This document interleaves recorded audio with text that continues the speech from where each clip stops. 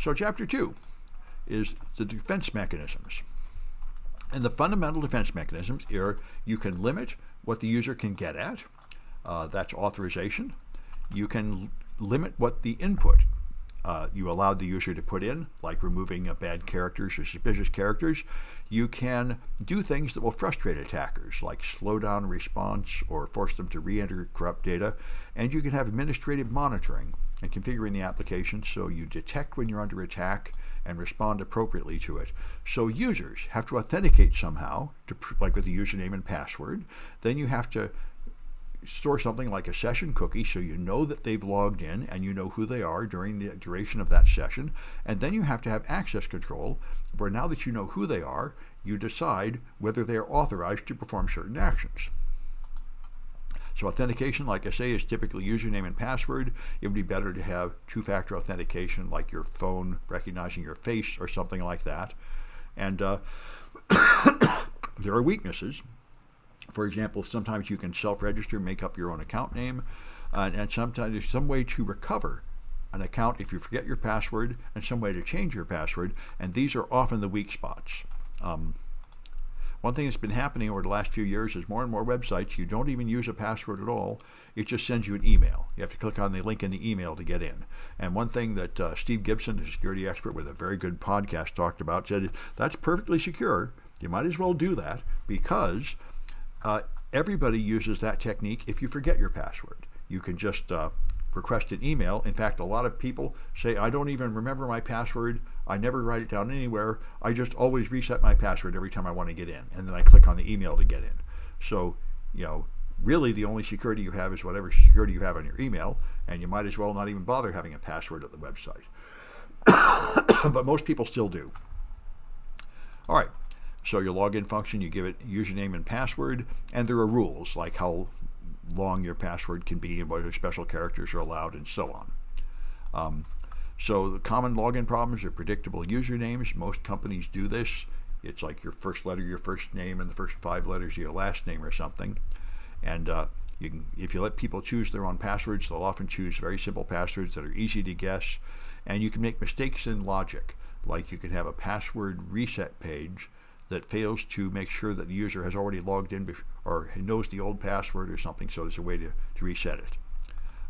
So session management, you have to have some kind of structure that tracks whether you are logged in. Typically it's a session cookie, which should be just a long random sequence of characters, and then your session will be recorded on the server. It'll know that you've logged in, and at some point it will expire and you'll no longer be logged in.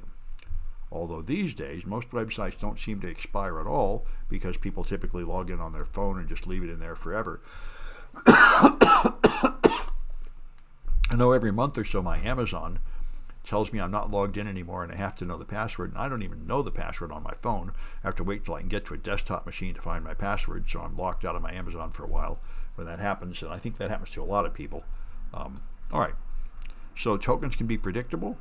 We look at your token, you can modify it in a way to get to somebody else's token, or the tokens are poorly handled so somebody can steal it. Those are common problems.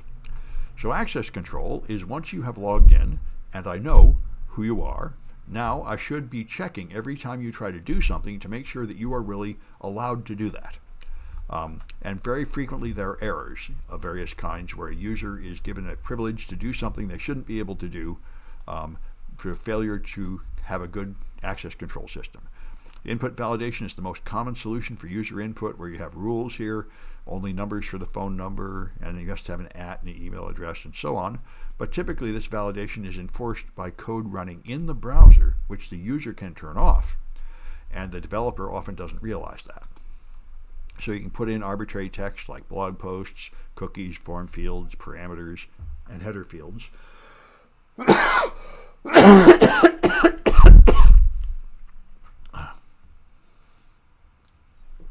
And all those inputs might possibly be used to attack the server.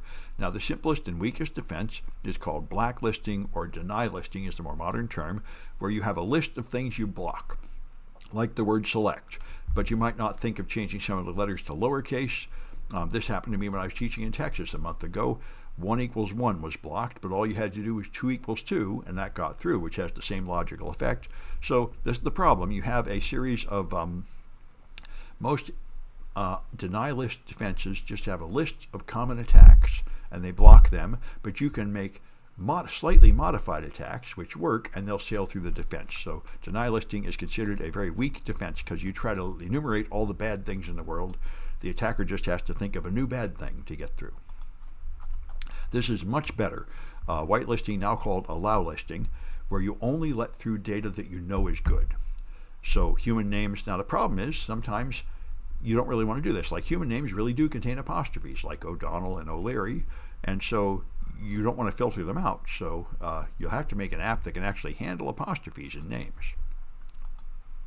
Sanitization is a very dangerous and unfortunately very common activity where user puts in bad data, and instead of rejecting it and making the user send good data, you clean it up and keep using it. This is often letting the attacker get through. Boundary validation is better, and we'll get to that. So safe data handling is you write code that can't be fooled by malicious data. You write parameterized queries to handle SQL, and if you don't know what that is, you'll see it in the projects later. You write code which cannot be fooled by bad characters coming in. This is the best defense, is to write more secure code. Another thing you can do is validate things, check things.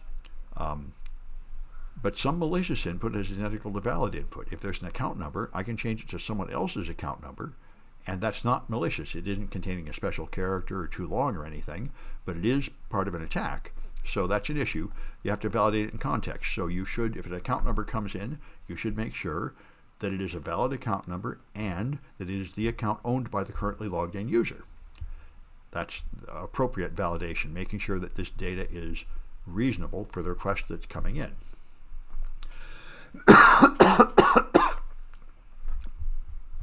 So people often think the data coming from the user is untrusted, but on the server-side app, it's good. So you're going to have some kind of filtering. The problem is web apps are extremely complicated, and they often have many different services running where data is processed by one service and then passed off to another and passed off to another. And this is like having a company where one employee speaks Japanese and another one speaks Arabic and another one speaks French. There's problems as information is passed from one of these services to the next where they misunderstand it. And that's what leads to most of these flaws. So boundary validation is the logical way to protect your server. You define a trust boundary where you have a trusted zone and an untrusted zone, and any data that passes the boundary must be checked to see if it deserves to get into the more trusted zone. And as I mentioned, the ultimate goal here is to get to zero trust, where every request to get service from another computer is tested to see if it's malicious before you let it go through. That's what we're all moving gradually towards, but it'll be a long road to get there. So each component ought to treat its input as potentially malicious and validate the data and not just have one step between the client and the server. So you'd have somebody tries to log in, so you go to the application server, and there's general checks here to make sure that this login is not too long or something. Then you have a SQL query to get information from the database, so you'll have a check here to make sure that the SQL is appropriate and doesn't contain malicious injected phrases. And then you'll have a SOAP message pulling something from a SOAP service. This is simple object access protocol. We'll talk about it later. And again, you remove the meta characters or encode them so they won't be misunderstood here. And when you're done and you send the data like account details to the user, you sanitize it on the output to make sure that you're not passing malicious code like injected script out to the user. This is what you ought to do. You ought to be checking things as they move from one system to another to make sure that they aren't malicious. Here's what SOAP requests look like. It's a post. It looks like an HTTP request. It's just another way to move data around. So here's what I think I just talked about this. Yeah. All right. So here's filtering problems. If an app removes this string, then an attacker can send this. And if you remove the script in the middle, you've now created another script. So this is quite common, that even your attempt to remove known malicious input, if it's not written carefully, is pretty easy to fool. I was just observing a news article about a week ago. One of the major AI companies, Microsoft, I think. Microsoft has something to block injection attacks in their online Bing chat. And all you have to do is put spaces between the letters, and their filter will no longer recognize malicious input, and you can pass it on to the server, and the server finds it. So this is this kind of defense, where it's looking for one specific kind of attack, but all you have to do is modify it in a minor way, and it's no longer recognized as malicious. So multi-step validation, you'd have to first remove, if you want to get rid of ... first you get rid of ... then get rid of ... If you're doing that, the attacker can still get there by sending this. It will first look for ... and not find it. Then it will look for ... and find it and remove it, and you'll be left with ... So this is the kind of problem if you have simple attempts to remove malicious input. Then there's canonicalization. This is, you express special characters in a defined form. For web input in a URL, it uses this format, % followed by 2 hexadecimal characters to encode an ASCII character. So an apostrophe is %27, % is %25. So if you want to block apostrophes, the app removes %27, but there was a version of Microsoft's web server, IIS, that would decode the URL twice. So you could send this string, %2527, it would decode the %25 to make a %sign, and that would turn it into an apostrophe. So this string would become an apostrophe later after passing through the filter that was looking for %27 and didn't find it. This is the kind of flaw that happens all the time, and we're going to exploit tons of these in the projects. So here's how you handle what the attackers do. Typically, if you don't put any effort into handling errors, then if a user puts in malicious input, it'll just have an automatically generated error message like this. When I was researching web apps a few years ago, I went to the Republican National Committee and put a funny character in the URL, and the whole page turned into screaming red ASP error messages. And I decided not to investigate any further, but that's what you don't want. This is unprofessional. The automatically generated error message very often contains information useful to the attacker, like software versions and lines of code and such, and you really shouldn't be exposing end users to this kind of information. You ought to have custom error messages that just say, "I'm sorry, I didn't understand your request. Why don't you go to our homepage or our search function," or something like that. You should have audit logs, logging what people do. You should log in You should record login attempts, successful and unsuccessful, password changes, credit card payments, anything important, requests containing attack strings. For highest security, you log every client request in full, but that is expensive. That slows performance. Very few people want to do that, but you certainly should log critical security events like login attempts, because then you'll be able to see if people are trying to guess passwords or something.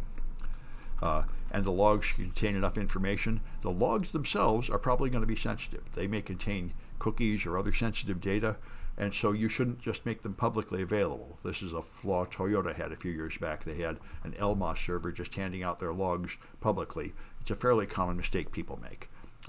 So attackers will try to erase or read the logs, so you want to protect them. Put them on a system that only accepts update messages, and flush them to write once media like CD media, something like that would be good, so nobody can erase them.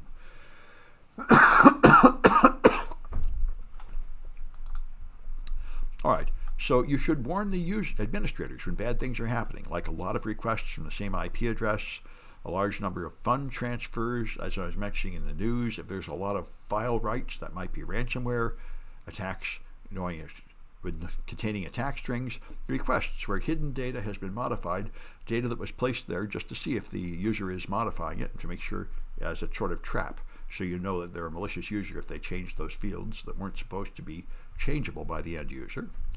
And there's firewalls. Now, normal firewalls block a variety of attacks. There's special firewalls just for web applications that detect generic attacks, but they tend to be pretty easy to bypass, because they don't really understand your app. They just have a list of known attack strings. Like I mentioned, my students in Texas found that they couldn't send out data containing equals 1 equals 1, but they could send out data containing 2 equals 2. So the most effective security control is in your app with your validation mechanisms because your app, you understand it and you know what should be coming into each field. And the generic firewall, for example, could not verify that the account number is owned by the currently logged in user because it doesn't understand your app well enough, but your app logic could do that. So when you have an attack, attackers will probe for vulnerabilities. They will often run vulnerability scanners that send thousands of malformed requests to your server to find the vulnerabilities. And so if you have automated defenses, this will help. You can respond increasingly slowly to requests. You can just terminate an attacker's session. If they send, say, 5 malformed requests within a minute or two, you say, well, this is clearly not a legitimate user trying to use our site. This is some kind of hacker, so just kick them off. Having some kind of reaction to attacks is very wise. Most companies at a low maturity level don't have any network monitoring that works at all, so they cannot detect or block attacks. If you have a management interface, you'll have it somewhere like this. PHP Nuke is unfortunately used by the Department of Defense. It surprised me when I got involved in the DoD bug bounty program. So there's an administrative place where you can log in, and then you can adjust the behavior of the app, upload files, download files, change the app. So this interface is important, and it really shouldn't just be served out to the whole web. It ought to be restricted.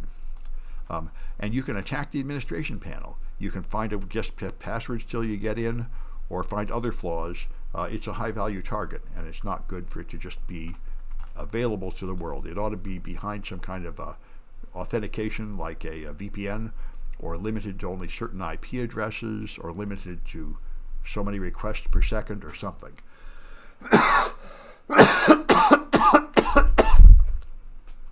All right, let's try another Kahoot.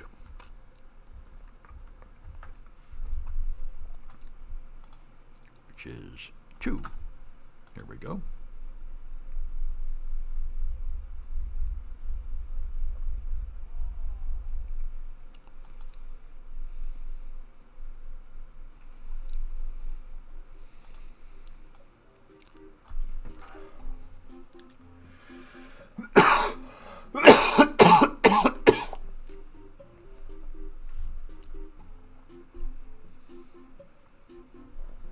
Okay.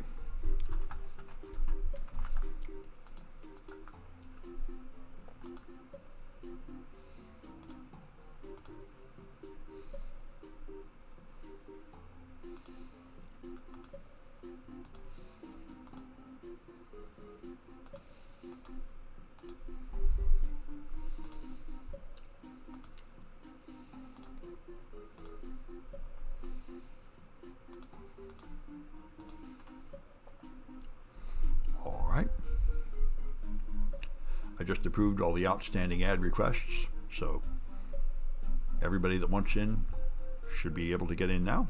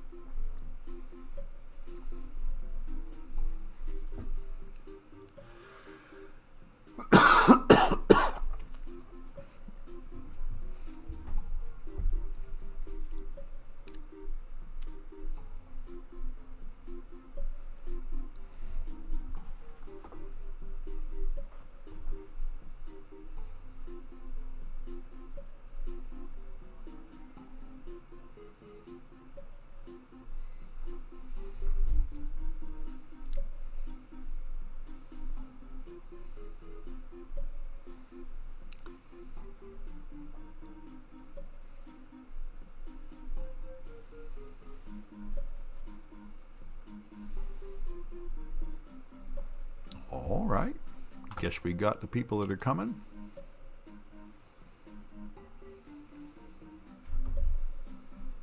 Yes, there we go. All right.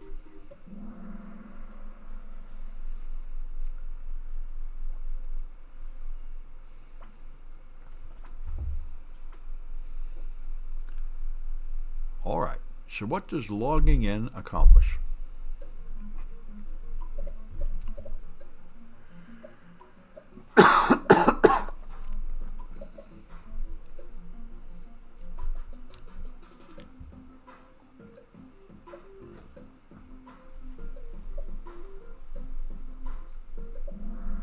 All right, that's authentication. You have claimed to be somebody and you have proven it with something like a password.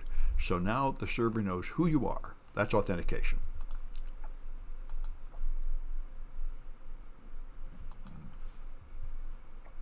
All right, what process enables the website to remember who you are as you go from page to page?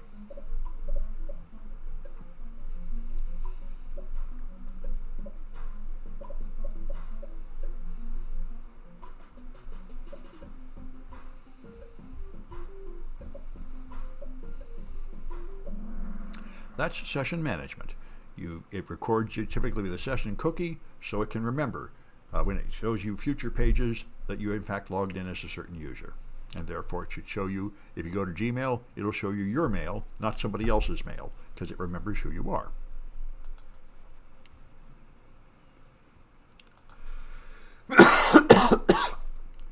So what is it when you write code that can't be fooled by malicious data?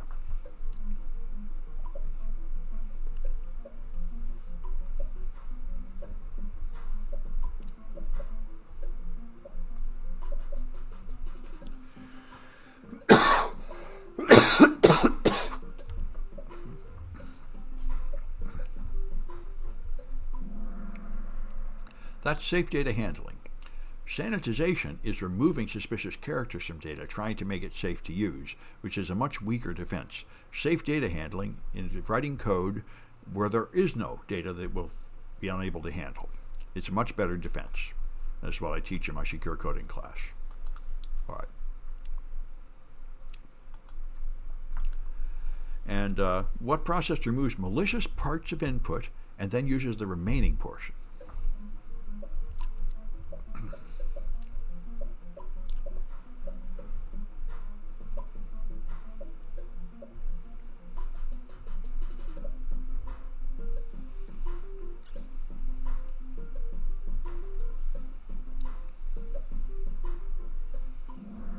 That's sanitization, where you clean out the dangerous parts and use the rest. This is a pretty bad idea. If there's something dangerous in there, you really would be wiser to just reject the whole thing and make the user send in something cleaner. But this is done, I think, just to enhance functionality, so you don't irritate the user. Anyway, that's sanitization, where you clean up something dirty and then use it.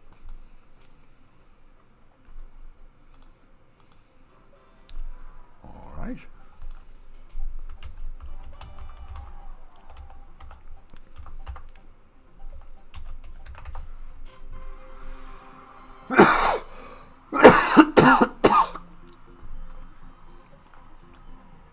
All right, I got that recorded.